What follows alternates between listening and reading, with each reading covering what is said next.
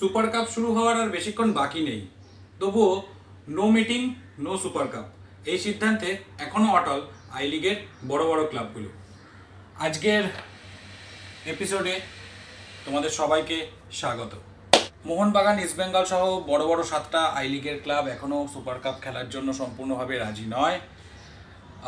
18ই ফেব্রুয়ারি প্রফুল প্যাটেলকে যে চিঠি দেওয়া হয়েছিল, 8টা ক্লাব দিয়েছিল একসাথে, ভারতীয় রোড ম্যাপ কীরকম কী দিকে যাচ্ছে তার জন্য তারা একটা মিটিং চেয়েছিল, কিন্তু তার কোনো সদুত্তর আসেনি, মানে কোনো উত্তরই আসেনি ইনফ্যাক্ট।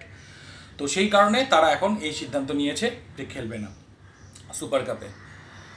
দুটো দিক থেকে কুশল দাস বলেছেন যে ইস্টবেঙ্গল মোহনবাগানের সঙ্গে পরামর্শ করেই তো সুপার কাপের সমস্ত নির্ঘণ্ট তৈরি হয়েছে বা সুপার কাপের রোডম্যাপ তৈরি হয়েছে, তো সেক্ষেত্রে এখন ওরা যদি খেলতে না চায় তো খেলবে না, সুপার কাপের মতোই হবে।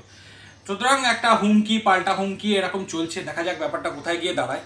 তবে ইস্টবেঙ্গল কিন্তু আলোচনার রাস্তা খোলা রেখেছে। অজিত আইজ্যাক বলেছেন যা সিদ্ধান্ত হবে সব সমর্থকদের কথা ভেবেই হবে। আর অনেক সমর্থক ক্লাবে চিঠি পাঠিয়েছে যে আমরা সুপার কাপ খেলতে চাই, তো সেই অনুযায়ী ইস্টবেঙ্গল প্রতিবাদের সাথে সাথে আলোচনার রাস্তাটাও খোলা রাখতে চাইছে। ওদিকে একটা অন্তর্দ্বন্দ্বের খবর কানাঘুষো আসছে ইস্টবেঙ্গলের সাথে কোয়েস কর্তাদের। ইস্টবেঙ্গলের কর্তা কল্যাণ মজুমদার বলেছেন যে গত 8-9 মাস কোনো বোর্ডের কোনো মিটিং হয়নি, সুতরাং আমরা তো সুপার কাপ খেলতেই চাই, ইস্টবেঙ্গল তো সুপার কাপ খেলতেই চায়, কোনো মিটিং ঠিকমতো না হলে কীভাবে সিদ্ধান্তগুলো নেওয়া হবে, যেহেতু এখন কোয়েস একটা ইন্টিগ্রাল পার্ট।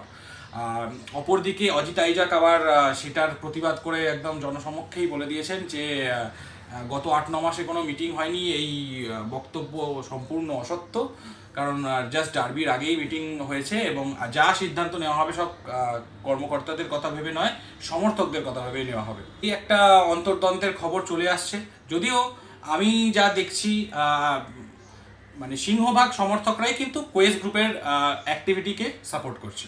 ঠিক আবার রঞ্জিত বাজাজ ম্যাচ ছেড়ে দেওয়ার অভিযোগের বিরুদ্ধে ম্যাচ কমিশনার বালাসুব্রমণিয়াম আর রেফারি অ্যাসেসারের বিরুদ্ধে চণ্ডীগড় কোর্টে মামলা দায়ের করেছেন।